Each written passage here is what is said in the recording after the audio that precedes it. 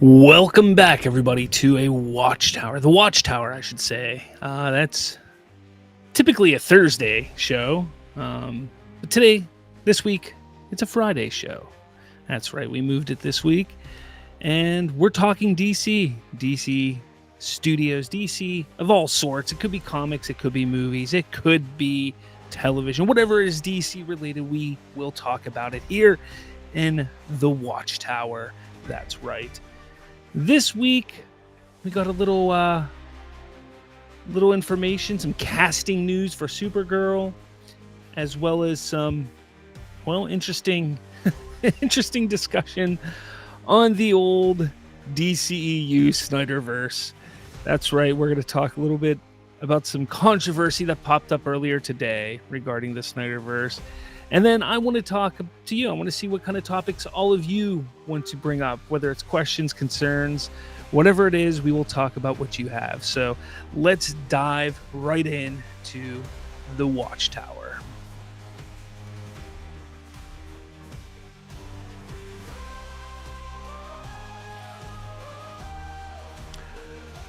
How's it going, everybody? We're talking to all of you, a bunch of you in the chat beforehand. Hope you're all doing well.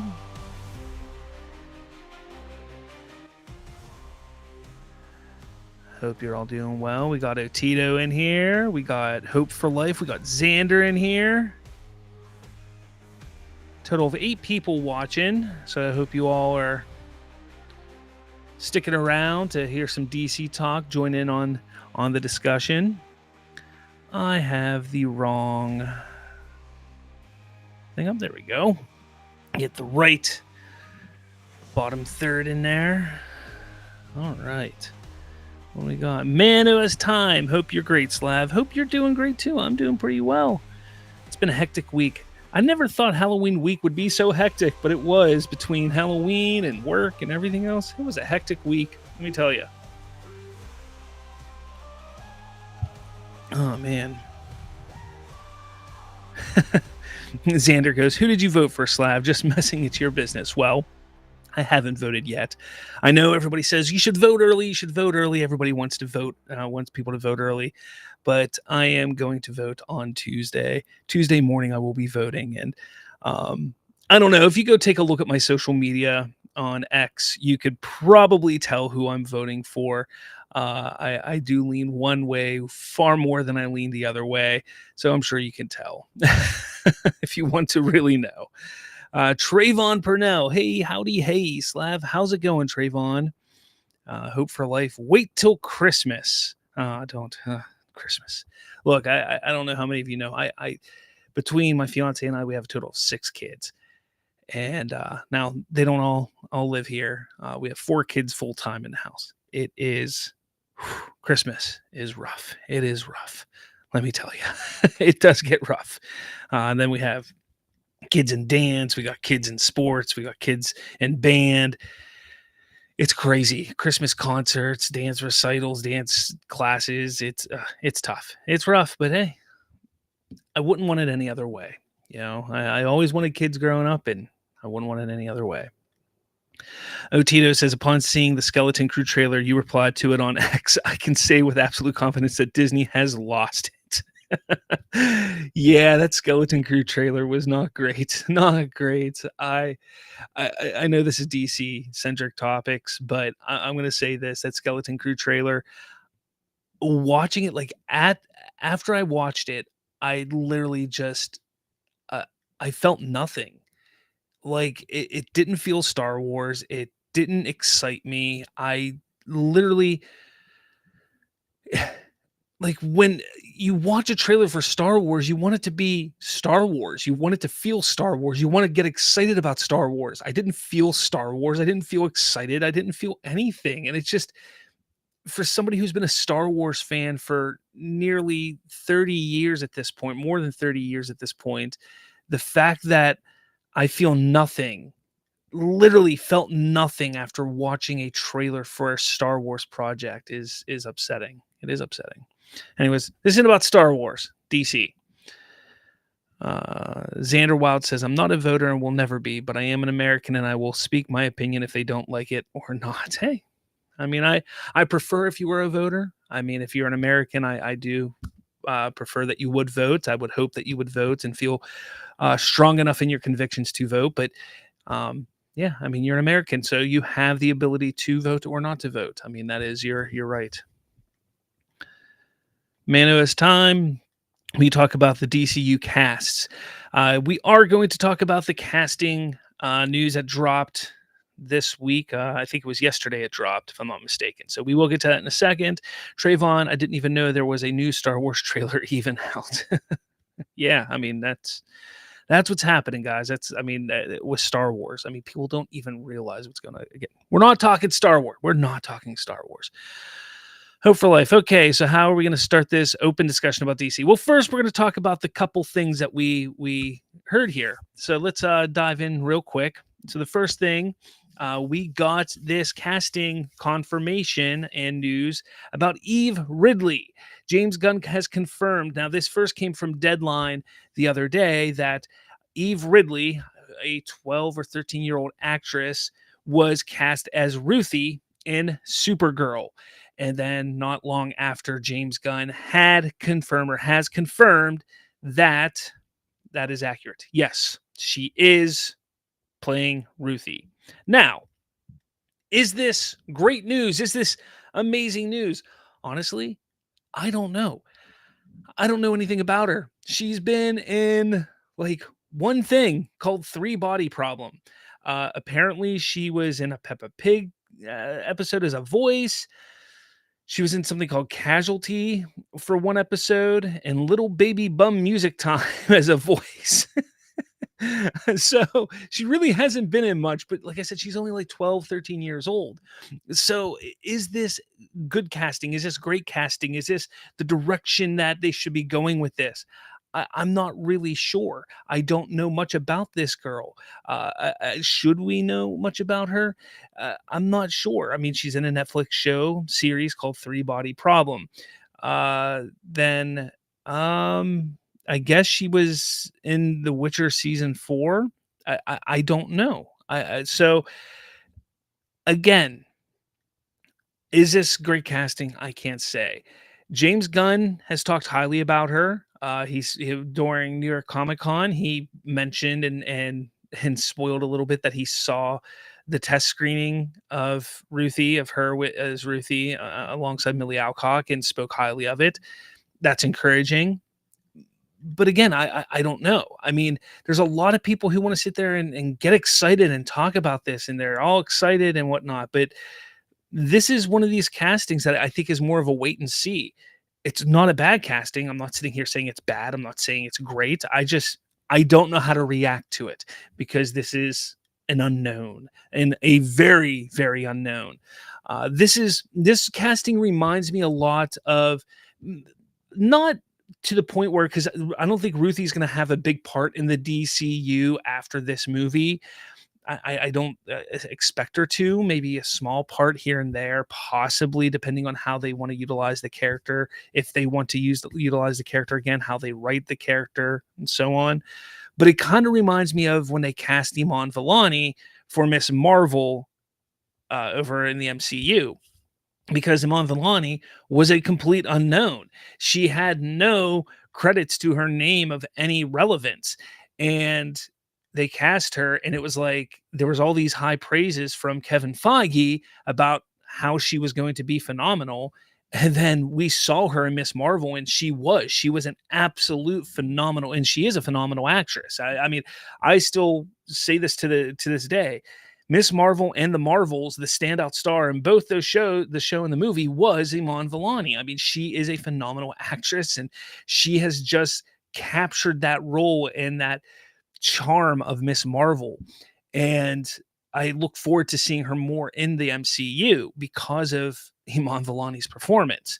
So I'm hoping that she can, this actress here, Eve Ridley, can do the same thing that Iman Vellani did. And now, can she? Will she? I hope so. But I think that's how we have to take it at this point. Is just a wait and see approach. That's kind of how I'm looking at it. What do you guys have to say though? What are you saying about this? Let's with the casting. I think Jason Momoa. Yeah, I did see there was some discussion or some rumor that Jason Momoa is going to pop up in Supergirl. I mentioned that months ago, maybe weeks, months ago, on one of the shows that I think that was a no brainer. Like Jason Momoa popping up in Supergirl makes sense. I mean, it just makes sense as Lobo. Hope for Life says that was Trayvon Bell saying that about Jason Momoa has been cast behind the scenes already as Lobo. Hope for Life says I've never seen her in anything, so I'm interested in how she will portray Ruthie. Again, that's what I'm saying. I think it's at this point, it's just more of a let's just see how it plays out. Manoa's time, based on who Ruthie is in the comics, all she has to do is make us feel attached to her affection with her dad. Precisely. I mean, we have to just she has to portray a character that we can connect to, that we feel an affinity to, that we connect to, that on an emotional level. That's kind of how we have to feel with her. So let's see how it goes. Xander says, who is genuinely hopeful and excited for Superman 2025, not counting the Snyderverse diaper babies. Okay. Hope for Life. Xander, hope you know I am incredibly excited. Okay. And you guys are talking with yourself. But again, I this is some of the big news that dropped this week. So I wanted to talk about that. We also then got, this continuing on. This is just the confirmed cast of Supergirl at this point. The confirmed cast obviously is Millie Alcock as Supergirl, Eve Ridley as Ruthie, and Matthias Schoenaerts as Krem of the Yellow Hills, which was once again confirmed by James Gunn this week as well. I mean, that's what we got. I mean, it's crazy to think that it's going to start filming here in January. So we're a little more than 2 months away from it starting filming. And this is the only confirmed casting news that we have, like on who's playing what and everything like that. There's a lot of rumors out there, but this is really the only confirmed casting. It's pretty crazy. It is pretty crazy. Let's see. Otito says, all the actors involved in Superman are praising James Gunn for the movie. I should be at ease, but doesn't every actor do that for the director regardless? I mean, you guys are talking about Superman here. Yes. Every actor will absolutely praise the movie they are in. Every actor will praise the director they're in. But the difference when it comes with Superman and James Gunn is this happens on every one of his movies. And every one of his movies is backed up by it being good. I mean, think about it. You take a look at the actors on the Guardians of the Galaxy films, and they've all said the same thing about James Gunn, how great it is to work with James Gunn, how much fun he makes it on the set to work with him, how great the story, how fun the movie is, all that kind of stuff. And then you watch those movies, and they're fun movies, they're exciting movies, they're good movies, they're heartfelt movies. Granted, the second one isn't that, like, it's the worst of the three, absolutely. But regardless, those movies are still a lot of fun. They're still really good. And the cast wanted to go back. Do you remember what happened after Guardians 2 when James Gunn got fired? The entire cast stood behind James Gunn, and most of them, a handful of them, were like, well, I'm walking away from Marvel if he doesn't come back. I'm done. Like that's the kind of loyalty they have with James Gunn. It's not just, oh, we're going to talk about how good James Gunn is because it's a movie we're in. No, these actors who genuinely, these actors that work for James Gunn genuinely like working with James Gunn. This isn't just them talking because they're contractually obligated to talk good about the movie they're in. This is something that we see time and time again with James Gunn. And this isn't only James Gunn. We see this with other directors too. Actors love working with certain directors, but we see it a lot with James Gunn, a lot. And that says something. That truly says something about him and about the way that he approaches directing movies. And that should make us all excited. Absolutely. Absolutely. Man Who Has Time. I have faith in Craig. He made us feel connected to a villain like Cruella. He will kill it. Xander Wild. Millie Alcock looks straight from the Supergirl comic books. Yeah. Her looks wise, I'm still not sold on her looks wise. Acting wise, she is phenomenal as an actress. I cannot. When I watched her in House of Dragon, I legitimately was pissed when they wrote her, quote unquote, wrote her out of the show and recast her because they aged the character up and they got an older character to portray the character in the show. Like I was pissed because I was digging her as the character in that show. I don't get me wrong, the actress who they got to play Rhaenyra and as the older character as well, she's really good as the character also. But Millie Alcock was phenomenal in the first half of the first season of House of Dragon, and I was so mad when they got rid of her. Again, the looks wise, I'm still not sold on for Supergirl. I thought that some of the other actresses that they were rumored to be looking at, I felt portrayed the look wise a bit better. But that again, I can get past it because her acting is so good. So I'm looking forward to that. Otito, you might give Wokatha All Along a shot. Apparently, it gets better as it goes on. Okay, I did give Wokatha All Along a shot. Do you want me to talk about it? I'll bring it up. I mean, I know this is DC centric show, but this is kind of an open discussion show today. I watched the entire Agatha show. I did, and the first two episodes I actually did a review on my channel, and I thought the first two episodes were atrocious. I really did. The show slightly got better. My problems with the show were it was pretty predictable. As you say, Otito, Wokatha, it was very woke. It was. Why they had to go that direction with it when you say woke, I mean, they legitimately put every character was almost every character was gay and a lesbian. And here's the thing, I don't mind when they do that if there's a reason for it. And there was no reason for it. There was none. Like there was you could tell that they just did it in this show just to check off some check boxes. And the biggest thing that really showcased that is the final episode of the show, which I'm going to tell you right now, the finale of this show, the first like 30 minutes of the finale was phenomenal. I'm going to be completely honest. The first 30 minutes of that finale, I could not believe, like I watched that and I said, those 30 minutes of that show, if they wrote the entire series like that, with that much passion, with that much integrity, with that much heart, the whole series would have been perfect.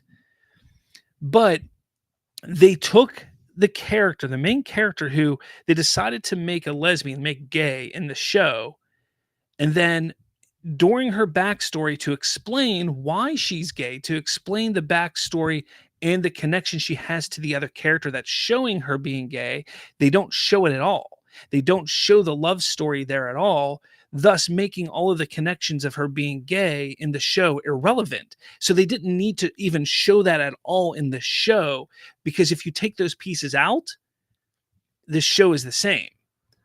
And that's the type of stuff that was just kind of like, why did you even add it? So when you sit there and say Wokatha All Along, I understand what you're saying there. That's the kind of stuff that you don't need to add into the show. You can tell they're just adding it in just to check some check marks in a box and just to get the accolades for doing it. Billy being a gay character, that's who he is in the comics, and I'm fine with that. Like, I get that he's a gay character in the comics, and okay, perfect. He's gay in the show. I'm fine with that, and you move forward with that, and that's his character. But what they did with Agatha made no sense in that regard. Like it made no sense why they did that. So yeah, that was annoying there. But you take even that aspect out of it, there were a lot of issues with the show for sure. It was predictable, like I said, and it had its moments. There's 4 or 5 moments throughout the show that I really enjoyed, but that is 30 minutes. His first 30 minutes of the finale were great. So, but that's my Marvel talk there for you. There you go. Trayvon, I know you didn't say Guardians of the Galaxy 2 was the worst of the 3 with Mandu sacrifice at this and that sick twist. Take that back. You mean Yondu's, not Mandu's, Yondu's. Uh, I wasn't a big fan of Guardians of the Galaxy 2. Look, Yondu's sacrifice, I get, like that was a hard-hitting scene. That's a good scene, and I get that. I'm not saying that the movie doesn't have good moments. The beginning of the movie, I think, is the best part. I love the little dance sequence and the fighting sequence in the beginning of the movie. I think it's great. It makes me chuckle every time I see it, and I love it. Um, but it's a very slow movie, and it doesn't. The first Guardians is, I think, probably the best because it's got everything going for it. Everything is just perfect for that first Guardians movie. The third one is very close to the first one for me, because it hits all of those same beats. But I feel that the third one is there's it's a little too sad. Like, I wanted a little more happy in it, and it was a little too sad, which is okay. I know some people like that type of thing. If it was a little more happy, I would have been probably happier with it, for the third one, but it was still a great movie. But the second one, just I don't know, I just felt bogged down, just so slow to me. That's probably the biggest reason why I didn't like the second one so much. But yeah, Yondu's death, I didn't mind. Um, Lenny Sullen, what is he talking? I was talking about Agatha all along. That's what I was talking about a bit ago. But somebody brought it up. That's why That's why I talked about it. Oh, Hope for Life. Oh man, can't believe you talked about Wokatha on DC Nights. Hey, somebody brought it up, okay? And this is free talk. This is open discussion. So somebody brought it up. All right. Man, it was time. Even though Millie Alcock became popular with House of the Dragon, she was in this Australian series called Upright, where she felt like Kara from the comic, personality wise. Again, I that's possible. I like her acting skills are phenomenal. I have no doubt that she's going to be great acting wise.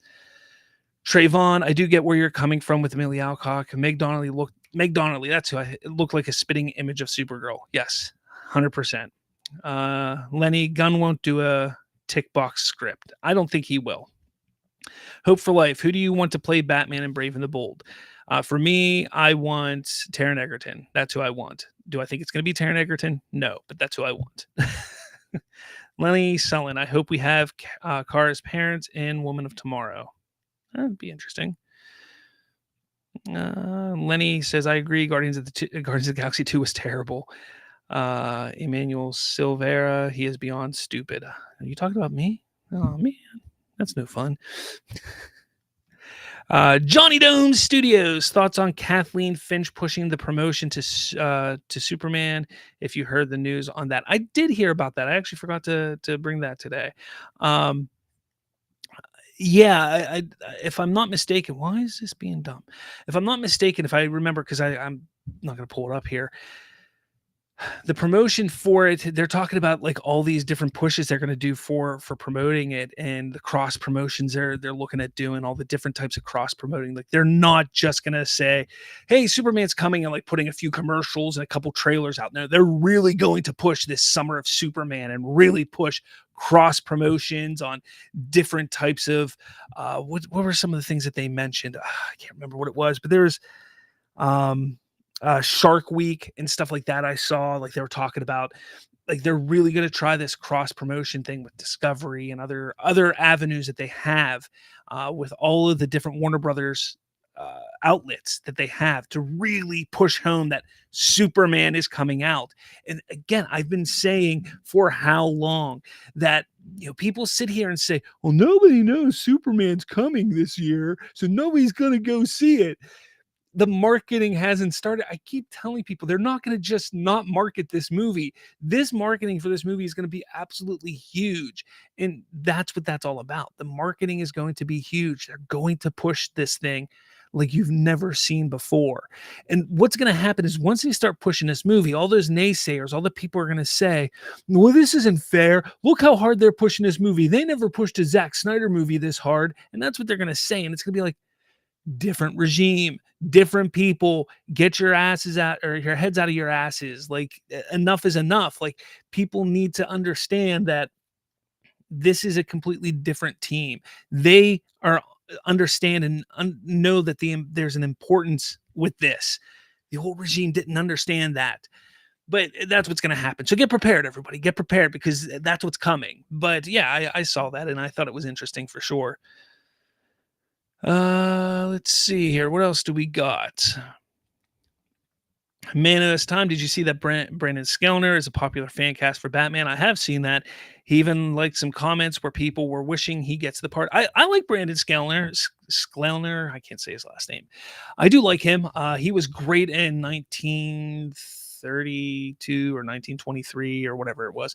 I'm a big fan of the Yellowstone series and the universe. So I thought he was great in that. And I think, yeah, I think he'd do really fine as being Batman, Bruce Wayne. I still like the Taron Egerton one myself, but I think he'd be fine. Here's the thing: I trust their casting. I do. I trust who they're going to cast. I won't be mad who they cast unless it's somebody that is really bad, and I don't see them doing that. I haven't hated a casting yet, so let's stick with that. Hugo Millie, I do wish Gunn has a place for the Doom Patrol in his DCU, a team that's so fun. That is a, I'll say this, give me a sec. If Doom Patrol wasn't done so recently on Max, I would say 100% Doom Patrol would be done soon. But because they were done so recently, because Doom Patrol is right up Gunn's alley, like that is 100% a Gunn type of team. But I think because it was done so recently, I don't think it's going to be done anytime soon. If Gunn sticks around for 10 years, run into the DCU, I could see it happening at some point, but not anytime soon.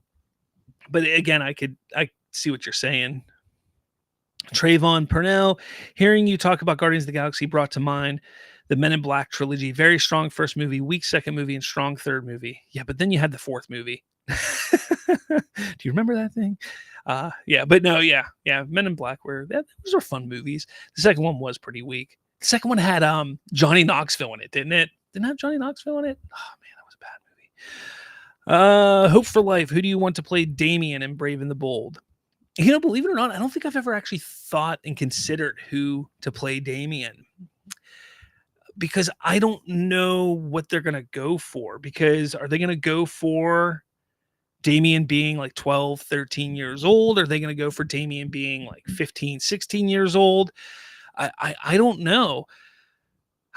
And to be honest, I don't watch Disney Channel at all, so I don't know any actors who are that age.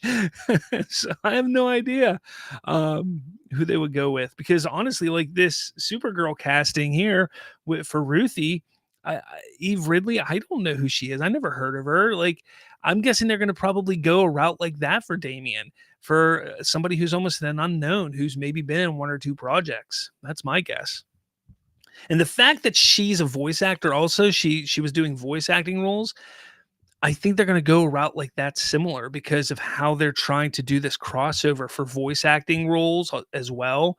And when it comes to children actors, my guess is it might be easier to bring a child actor who's already done both into a role that's kind of big. Maybe, I don't know. I guess we'll see though. I guess we'll see. Who knows? I don't know anything about acting. What do I know?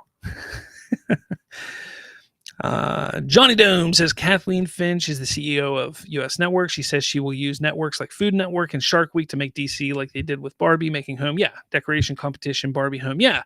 Like I said, it's a lot of the cross promotion and marketing and stuff like that. Yes, exactly. Thank you. Hope for Life. I want a Red Hood and Dr. Fate film in the DCU.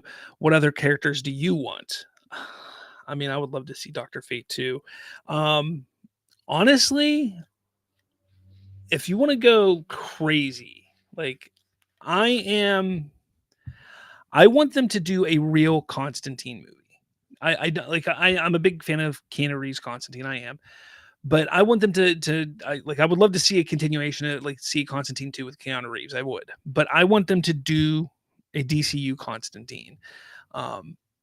I've said this so many times on my show. I love the supernatural aspects in the comics. I love the supernatural. And Constantine, I think if they could really set up Constantine, set up they're going to do Swamp Thing. and they just start to build out that whole thing, and, Etrigan and go that whole route. Like, just go nuts with all of that. I think that could be fun. Um, I think that could be fun. Zatanna, do a Justice League Dark. Do a Justice League Dark. That I would like to see, and I think it could be a lot of fun for me. I would like to see that. Xander says AA Ron will definitely start running his band of misfits once promotion officially starts running its pace. Lawrence Fury, what is going on, sir? How's it going? Lenny, I think you're new, Lenny. Are you new here? I don't think I've ever seen you. Welcome to the Watchtower and Slav's Free Talk podcast. I do not like Brandon. Batman, he can continue kissing Blake Lively and her husband's butt. I didn't know that he was kissing Blake Lively and her husband's butt. But interesting. Hugo Millie, I don't see why that same cast cannot reprise. You talked about the Doom Patrol. I mean, you're not wrong. They could reprise.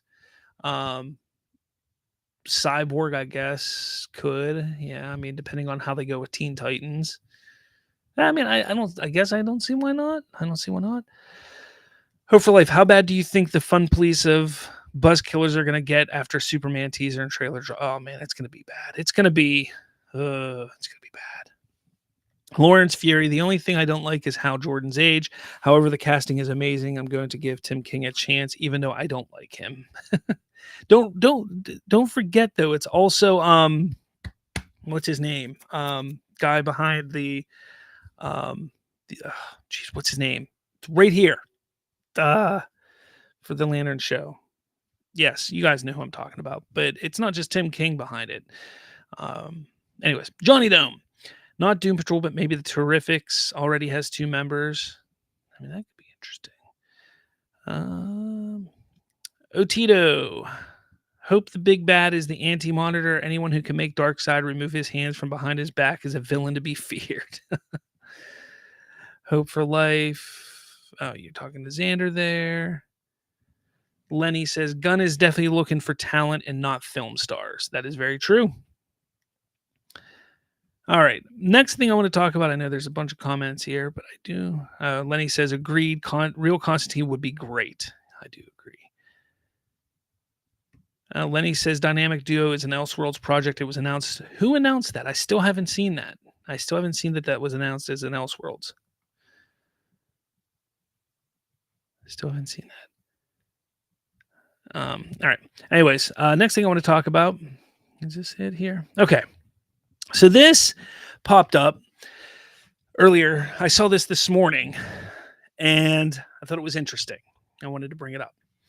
So this Forever Squad DC, released the Air Cut crew member, reached out to Jay Oliva on X. It said, at Jay Oliva 1, do you think if given the opportunity, Ben Affleck would be willing to make his original solo Batman script as an animated movie, either directed by you or co-directed by Ben and you? Now, that's an interesting idea. There's a lot of people who would like to see the Ben Affleck Batman film in some form or fashion, for sure. Like, why not? Because it's a script that a lot of people would like to see. And Jay Oliva actually responded. And he goes, unfortunately, that will never happen. You have to understand that writers, producers, and directors also have profit participation built into their contracts. There's no way they will take a huge pay cut to do it animated and receive barely any compensation in return. Okay, that's interesting. But he doesn't end there. He continues. I don't even work for Warner Brothers, so they would have to make it worth it for me to come back to work on something like this. They would probably hand it off to someone already on staff there if it was a possibility, which it isn't. And then somebody, the Make the Batflick movie, says, are you saying the animation isn't possible or live action? ? Jay Oliva says, if you were a writer and were promised a certain number for your script and then you have to accept a much lower compensation for the same script, would you take that deal? Animation pays nowhere near live action rates. All right. So, people obviously started to get into a tizzy, and you see people like this then. Boom! Thanks, Oliva. Live action or nothing. Interesting. Take note of how many of those quote unquote real Snyder fans out there are saying it's only possible if it's animated.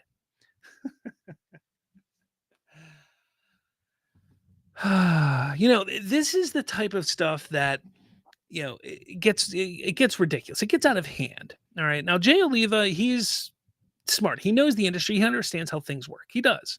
I'm not saying he doesn't understand how things work because he does understand how things work. First off, asking for Ben Affleck's movie in animated form was never an ask. That's never been an ask. That's never been a thing that anybody truly wanted. The ask has always been animate the Snyderverse, being Zack Snyder's Justice League 2 and 3. If by some chance they were able to convince and decided, hey, let's make the rest of the movies that they wanted to make in animation, and they found a way to do it, then they did it, and great. And they thought it would be profitable. Sure, they would do it. But here's the thing. As Jay Oliva said, it can't. It would never. Now, I won't say Jay Oliva's wrong in saying that it would never happen. But let's explain this in another way. Okay. Ben Affleck doesn't technically own the script. All right. Warner Brothers does. Warner Brothers hired Ben Affleck to write a script. So they now own the script. Now, I don't know what all the legalese is behind it. I don't know if within the contract it was written that this script can only be used for live action. I don't know. Maybe it does, maybe it doesn't. But let's say it doesn't. Let's say there's nothing in there that says it can only be used for live action. They could use that script for whatever they wanted at that point. If you go back and look, there's been plenty of cases where they've taken scripts and put it into even comic form. Like when Warner Brothers owns a script, they can do what they want with it. So looking at the script side of things, that's how that works. Again, when it comes to what Jay Oliva is saying, when he starts to sit there and talk about the profit participation built into the contracts, he's talking about the participation and what Ben Affleck would get if he participated in making this. Now, if Ben Affleck wanted to direct it, if he was part of the directing of it, well, why would he direct an animated film? Ben Affleck has never directed an animated film. Why would he direct it? That's stupid. Like, why would he direct it? Jay Oliva doesn't work for Warner Brothers, like he said, and he just plain out said they would have to make it worth my while. And it sounds like they would never be able to pay him what he wants. So he's out. So then they would just find another director. But does that mean that Ben Affleck can't come back and do the voice? Could they pay Ben Affleck to do it? Well, here's the thing. Everybody always talks about, well, if Zack Snyder called up Ben Affleck and said, hey, I want to do this, and this is what we're doing, and if one of those things was the script that Ben Affleck wrote for the Batfleck movie, well, according to what Ben Affleck himself said, if Zack called him up and said, let's do this, he would be there. So this isn't out of the question. You continuously see how these people, these Snyder fans, take this and run with it and saying, oh, you're all wrong. The animation side is still a very good possibility, and it's still a very viable option. All this is going to do is rile people up into believing that it's not a viable option, and once again, set them in motion for disappointment. And because you're setting these people up for disappointment, you're setting them up to be pissed off at Warner Brothers and DC for no damn reason. Again, Jay Oliva didn't say anything wrong here. He said the truth. He said exactly what needed to be said to a point. He didn't say that he should have said, look, animation isn't out of the possibility. It isn't out of the realm of possibilities. But he answered the question, they were asking about Ben Affleck and him. But he should have said, but animation isn't out of the possibility, because it's not. Animation is still within the realm of possibility. Whether it's Ben Affleck's Batman, whether it's Justice League by Zack Snyder, all of it is still possible to be done in animation. All of those scripts are owned by Warner Brothers. And as long as Warner Brothers commissioned those scripts and paid for those scripts, they're Warner Brothers. They could do with them as they please. If they want to create them in animation, they can. Who they hire to direct them, who they hire to act in them, that's on them. The intricacies of everything else, I can't tell you. But that's how it is. That's where it stands. And again, people just they want to freak out. And then let's not forget that Zack Snyder on if he'd be open to finishing the Justice League trilogy in animated form. Yeah, absolutely. That'd be fun. That'd be cool. There you go. Zack Snyder's open to it. So, yes, again, I go back to the initial comment I made. Nobody's ever been really asking for the Batfleck movie to be done in animated form. The ask was Zack Snyder's Justice League 2 and 3. That's what the ask was. Snyder's open to that. If the Batfleck movie ever got made, however it got made, whatever. But everybody kind of wanted that in live action. If we got it, great. If not, it is what it is. We're never getting it. Let's just face the facts. That's not coming. So don't worry about it. If the Snyder cult is truly willing to, like, they really want to see the completion of the story, animation is the most viable option. Otherwise, you know what you're going to get? Nothing. Nothing. And the only people that you have to blame at that point in time is yourself. You can't blame Warner Brothers. You can't blame DC. You can't blame James Gunn. You can't blame anybody else but yourself because of your pettiness, because of your desire to just sit there and bitch and complain about everything and everybody else. Be positive. Go out there. Make a hashtag. Well, there's a hashtag. Animate the Snyderverse is the hashtag. Be positive. Get back to basics and support AFSP. Support Zack Snyder. Support the cast. Show Warner Brothers that you mean business, that you're going to be positive. And maybe, just maybe, they'll listen to you and say, you know what? We can throw $100 million at 2 animated films. And guess what? Maybe they make $400 million off those 2 animated movies, and they'll be happy, and you'll be happy, and then everything's done. I don't know. What do you guys think about that, huh? What do you guys think? Oh man. Whoa. Lenny says, oops, I am new, never seen your channel before. Well, welcome. Thank you for stopping by. Johnny Dub says, you parodied Aaron Fisher. I did too, but only said, all right, everybody, I'm back with a brand new DC update with all the pauses he did. That's great. Yeah, my parody, I did that too, kind of, didn't I? Back with the DC update, but I also made a fake background for me, which I thought was hilarious. I thought that was good. Let's see. Lenny Sullen says, Gunn announced it. I'll have to look for that about dynamic duos. Let's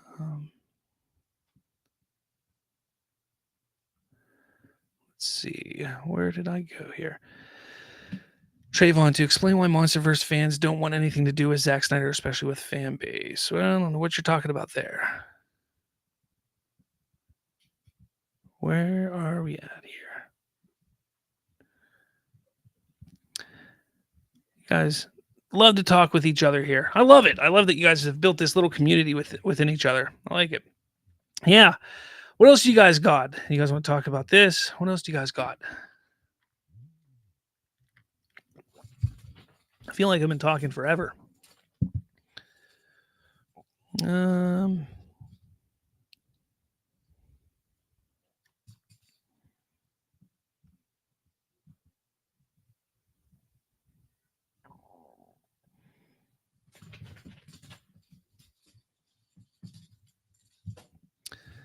You guys are talking about, hopefully, the more we do nothing and run from them, the Snyderverse fans, the more they get away with their idiocracy and biasness.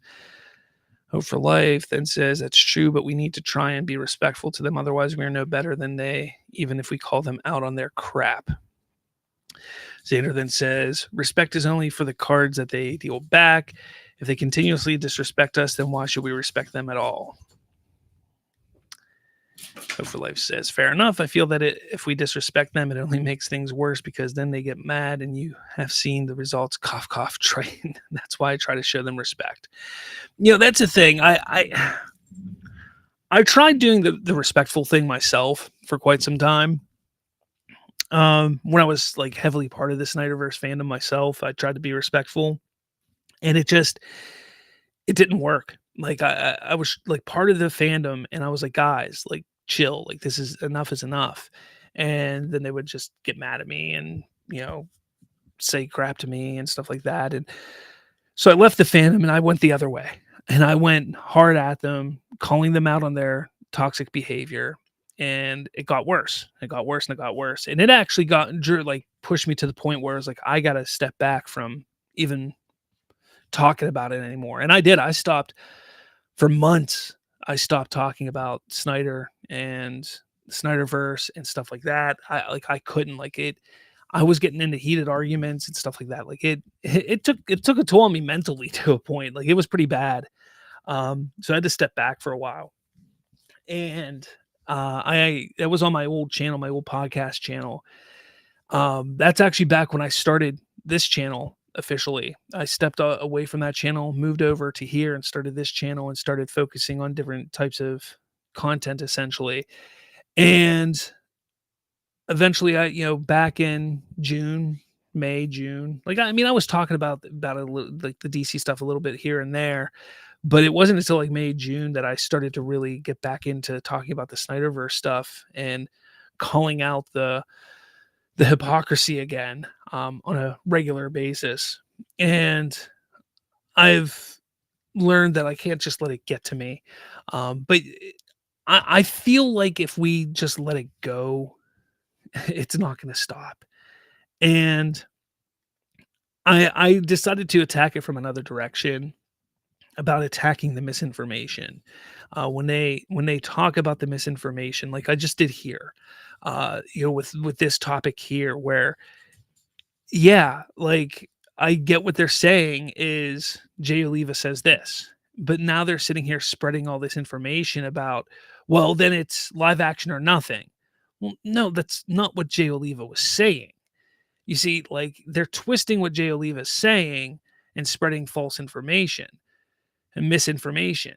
And that's how I go about it. That's how I look at all these stories, all of these things that come up with the Snyder cult and the Snyder fandom. Because if I go at it from just look how toxic they are, they're wrong, their opinions are wrong, then yeah, that makes us no better.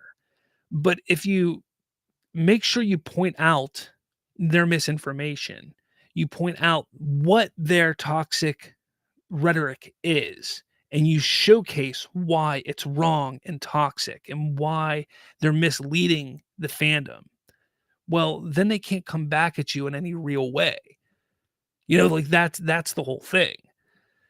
Like when I go after, I won't say go after, but when I talk about the people that, come at Gun all the time, like my question to them is always, why? Like, why are you going after Gun? Like, there's no point for you to go after Gun.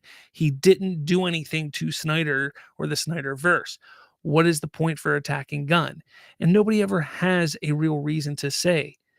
And I have an open invitation to anybody to come and talk with me about it. There's somebody in my comments who says that he wants to come on the show, and I told him I'll send him a link and an invite. If it's a Monday or a Thursday, I don't care. He can come on, and I will put everything aside and we will sit there and debate and talk. And I don't care. He can come at me with any facts that he wants, but as long as he's respectful. If he's not respectful, then no, we're not going to have that. But it's about having the discussion, because if you're just going to be disrespectful, then it's not worth it. And I think that's the best way to approach it. And that's why a lot of people, after the whole Aaron Fisher debacle with me, a lot of people were coming at me in the comments like, well, there's this person, there's this person, there's this person. And I've told a lot of people, like, look, yes, I'm going to call out these people who are wrong, but I have to see why they're wrong. Like, I'm not just going to say, well, this person is toxic. like that 4KO. Like somebody sent me a video, I watched the video, and I was able to take apart why he was spreading misinformation. So I did a video about it. And that's how I approach it. Let's see. Trayvon, if Snyder's two Justice League movies were to be made in animation, I'd do 50 million each at most. Well, that's why I said, like if they were like, here's $100 million for the two movies, I think that would make sense. I think it would make perfect sense. $100 million for two animated films like that, 100% makes sense. Oh, Tito. Okay, I've been pretty much anti-Snyder, and I always will be, but that half-made video of Batman fighting Deathstroke was totally wicked nasty in a good way. Yeah, yeah, it is cool. Hope for Life. Oh, you're talking to Xander. That is great to know. Okay, you're talking to Xander. Xander Wild, Snyder movies in animated form. I'm sold. Hope for Life. I would like to see Blackest Night done in either live action or animation for DCU at some point. Anyone else have a story they'd like to see done? I'm with you on Blackest Night for sure. Hmm.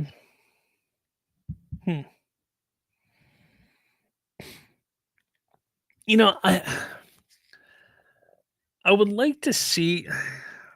I'm a sucker for Flashpoint, but they've done it. They did it in the CW Arrowverse so terribly, and I don't know how they could do it in the DCU. But I would love to see it done right for once. I would, um, like on a large scale. But Flashpoint, I think, is a long ways off. But I would love to see Flashpoint. I just would. I would just love to see that. What's another one? Hmm. Hmm. I don't know. I gotta think on that. Like, what's a good story? I'm trying to think of what would fit with the tone of the DCU, and we don't really even know what the tone is yet. Trayvon says to further elaborate, MonsterVerse fans have made it clear earlier this year that they wouldn't want Snyder involved in any MonsterVerse movie precisely because they remember the cult review bombing Godzilla vs. Kong. Godzilla vs. Kong. Yeah, I mean, that makes sense. I mean, I don't want I've said it before, I don't want their fandom apart or like touching any fandom that I enjoy. Xander Wild says, "I will risk getting doxxed or threatened by Snyderverse fans. I don't give a fuck.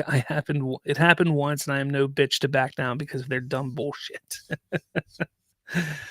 Oh man, it's funny. Trayvon says, "I will say your video calling out Aaron Fisher was my introduction to you." Well, that's good. I'm glad. Yeah, I mean that again. That video. Which one?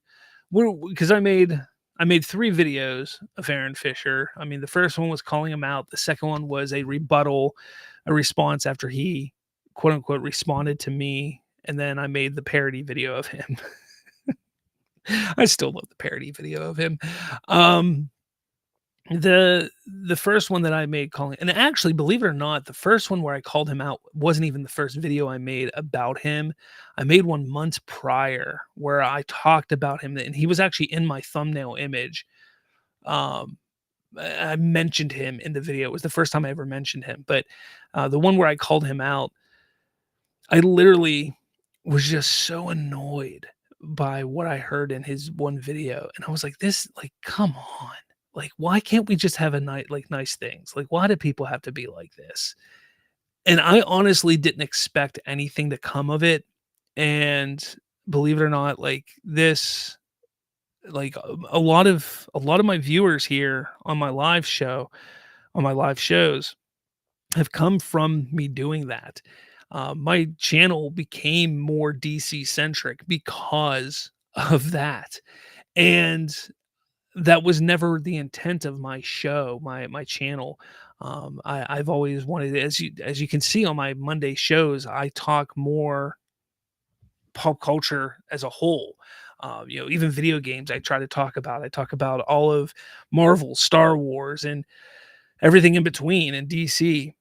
So it wasn't my intent for to be so DC centric. And don't get me wrong, I love DC. I do. I mean, I've loved DC since I was a little kid. But that wasn't my intent. And I've been excited about the DCU. So when I called him out, I was like, okay, this is gonna just, rustle his feathers a little bit, maybe a little fun back and forth. And that's all I was looking for. But then I got, some subscribers, some people following me, some comments, some, you know, traction. And I was like, okay, so people like the DC content. You can even see on my channel that after that, I just noticed that, video wise, I my DC videos do far better than anything else. So I've slowly become more DC centric than anything else. I mean, I still do videos on Star Wars and other stuff here and there, but I mean, I'm more DC centric than anything now. Again, that's fine. They always tell you in with YouTube, you find your niche and you just stick with it. So that's what I found, which I'm fine with. But yeah, I mean, it's weird how it started with him though. Um, and it's kind of just grown from there. It's interesting how things work, isn't it? Jay Burns, what's up? Little on the show. I'm working. Just wanted to stop in and see how it's going. It's going pretty well. Just, here and there. We've talked a few things, a lot of different things, but hopefully everything's going well with you, Jay. Johnny Dome, only joking, but the Snyder fans tend to collect McFarlane toys, so they don't want, they don't. So why don't they want stop motion DC Snyderverse using these toys, not animation? Like this is, man. Imagine how many more toys they would get if they get animation.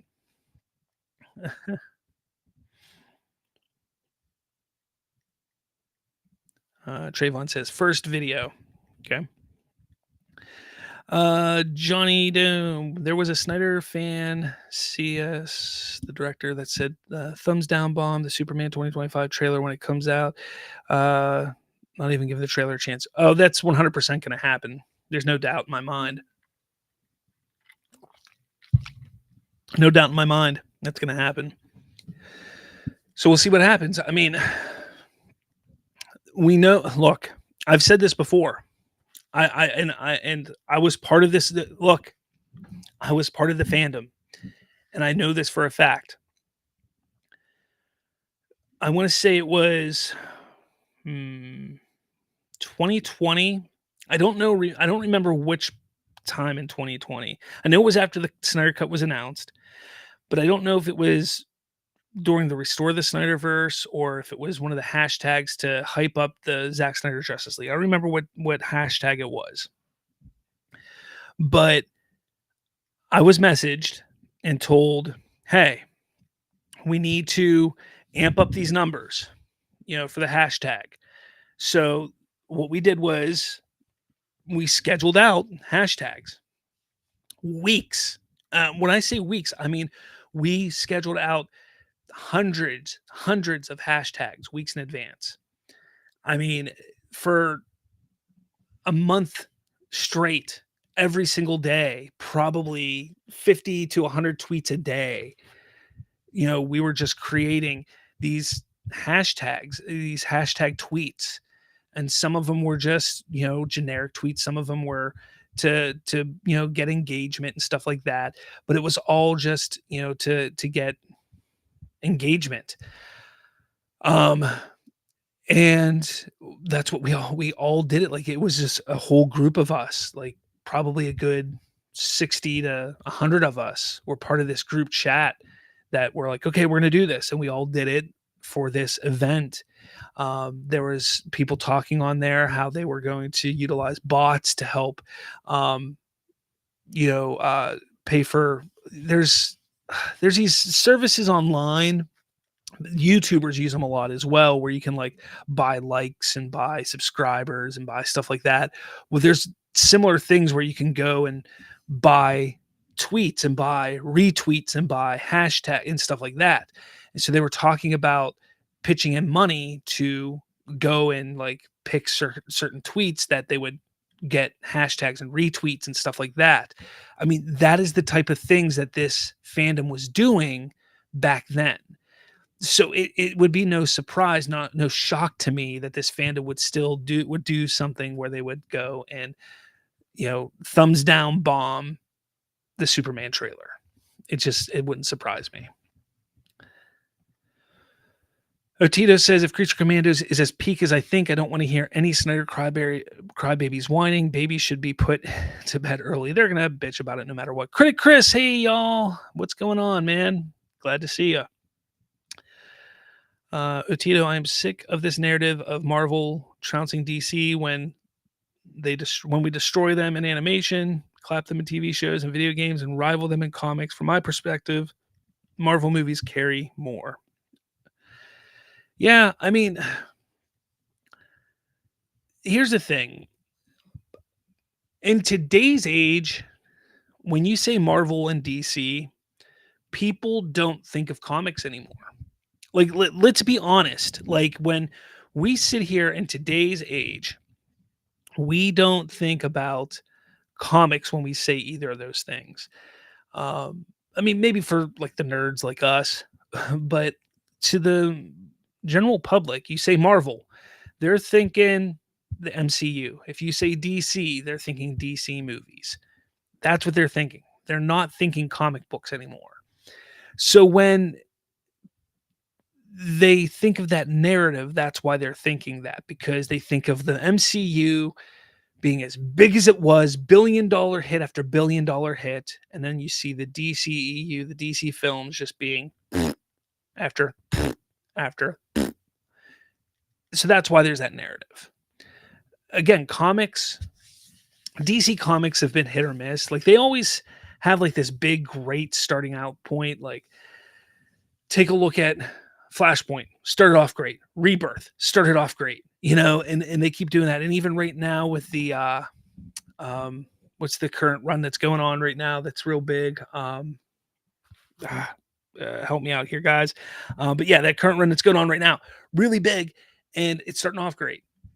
Let's see how it goes. I know it's only it's a Earth One comic, it's a Elseworlds comic, but still, it like they're not consistent with their comics either with DC. Whereas Marvel, they're just quiet. Like they're quietly in their comics and they're fine. Like when they have bad comics, they just go away. Their good comics are there and their animation is there. It's not terrible, it's not great. It's just there.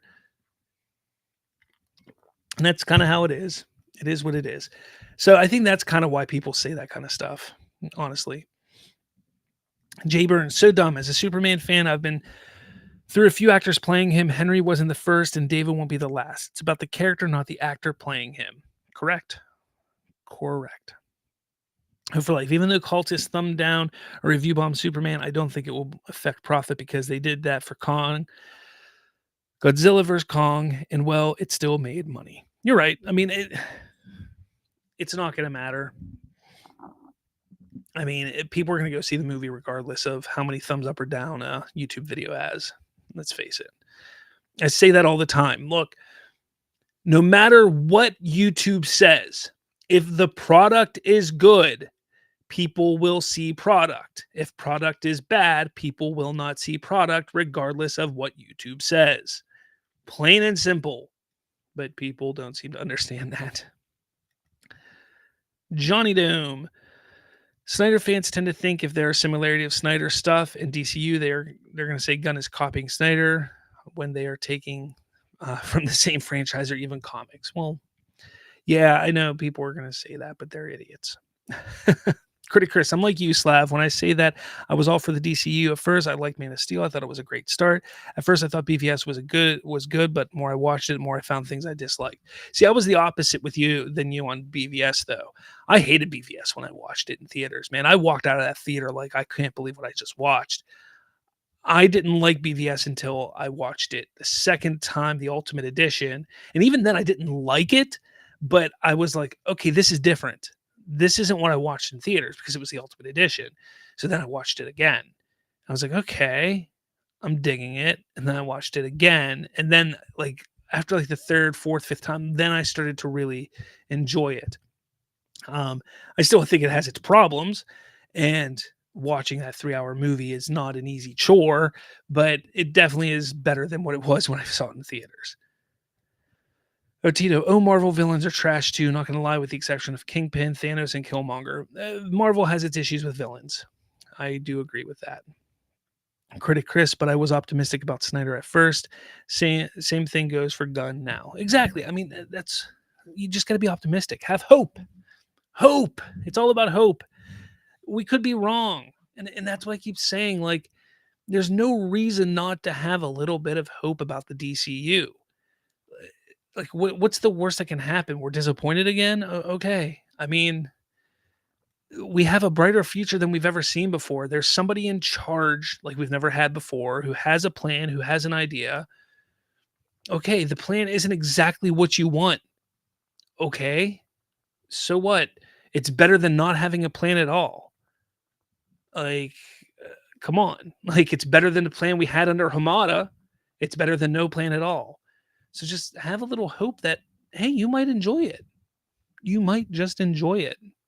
Why not have some hope? Johnny Dome says Teen Titans Go to the Movies made fun of the Martha thing, and I laughed so hard they hug when they say Martha and they ask who their dads are, and then they fight. Yeah, I remember taking my kids to see that movie. I laughed so hard. There's so many moments in that movie that I laughed at because they were making fun of DC. It was fun. It was a good movie. Otito says if product is bad, then people will not watch. The Bayverse has billions, and those are not exactly masterpieces. Well, again, that is all in the eye of the beholder. Don't forget that. The Bayverse, I mean, let's face it. I know you're talking about the Transformers here. I mean, they're entertaining. They're not masterpieces by any stretch of the imagination, but they're entertaining. They're just fun, mindless action films with robots. Like, why not? They're not masterpieces. They're not going to sit there and, make you think, but they're fun, mindless entertainment. Again, being good is in the eye of the beholder, of course. Uh, Film is subjective. I mean, and the Transformer movies were made at the right time. If you think about it, if you step back and you take a look, I think they've overstayed their welcome, in my opinion. I think they keep making them, and I just don't know why. But yeah, they started out at the right time. Critic Chris, I only like the first 3 Transformers by Bay. Yeah, like I said, I think they overstayed their welcome. I think they overstayed their welcome. Oh man. All right, so let's do this. Closing up shop here. Oh man, out of water in my throat's killing me, guys. Well, I think it was a pretty good show. Talked about a lot of stuff. Critic Chris says Revenge of the Fallen had too much dumb sexual humor. I honestly don't remember. Is Revenge of the Fallen? Is that the? Did I see that one? What was the first one with Marky Mark in it? Is that Revenge of the Fallen? I don't remember. What are you saying, Otito? Nicholas Holt about the showcase why Lex rivals, if not surpasses Joker, as one of the greatest villains in fiction. Oh, he's about to showcase why Lex rivals, if not surpass. I hope so. Look, I said this last week. Nicholas Holt is a fantastic actor. I think he is fantastic. I'll watch anything he's in. So I think he's going to kill it as Lex. That's all I have to say. I mean, I think he'll kill it as Lex. I think he'll do a fantastic job for sure. Absolutely.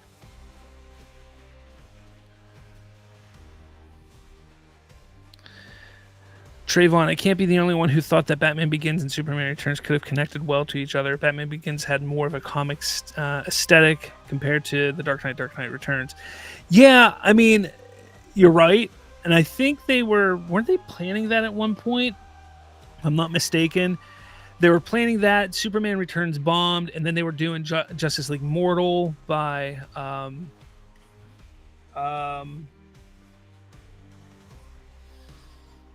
Frank Miller was going to do Justice League Mortal.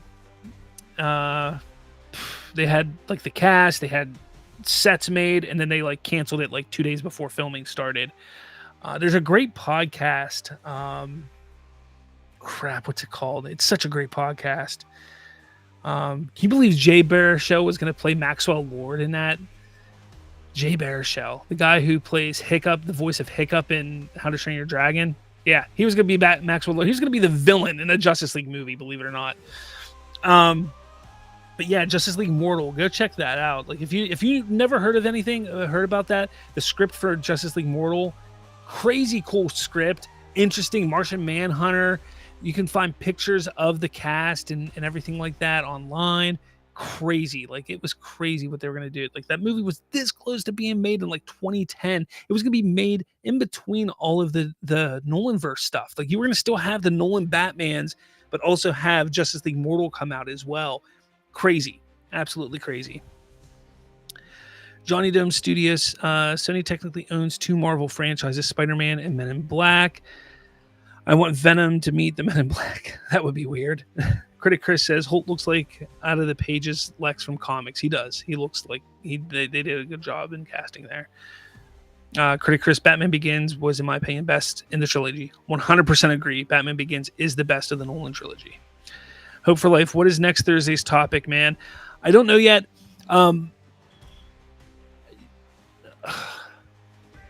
There was something that I saw. I don't want to talk about Batman again, but there was a really interesting topic I saw that was brought up on why James Gunn should direct Batman, and I was thinking about trying to twist that into being a topic. So I was thinking about maybe not just doing that, but somehow maybe discussing what we think James Gunn should direct next in the DCU or something like that. That's kind of what I'm thinking. I don't know. Let me know in the comments what you guys would like to see for the next week's topic, but that's kind of where I was leaning. If you want to see something else, let me know in the comments. That's what I was thinking. Johnny Dome, I also heard a possibility of Christopher Reeve and Adam West would have met with changes to Adam West, obviously, but wow. Yeah, that would have been interesting. Critic Chris, wasn't Ra's al Ghul going to be the villain in that JL, or was it another idea from another director? No, Ra's al Ghul wasn't going to be in Justice League Mortal. That was Maxwell Lord was the villain in that. But believe it or not, they were going to do the death of Superman in that movie too. Like they were doing, like for some reason, Warner Brothers just loves the death of Superman. Like that's all they want to do is the death of Superman. They did the death of Superman and Superman Returns. They're going to do the death of Superman and Justice League Mortal. Then they did this death of Superman and Man of Steel. Or not Man of Steel and Batman vs Superman. They just want to do the death of Superman constantly. It's ridiculous. Crazy. But all right, guys, I'm getting out of here. It's been real. It's been a lot of fun. Yeah, we'll be back Monday for our normal show, Slav's Free Talk Podcast. So make sure you come back on Monday for that. And we'll talk about all sorts of topics, not just DC related. And then back next Thursday for our regularly scheduled The Watchtower. So until then, I'll catch you all later. Maybe.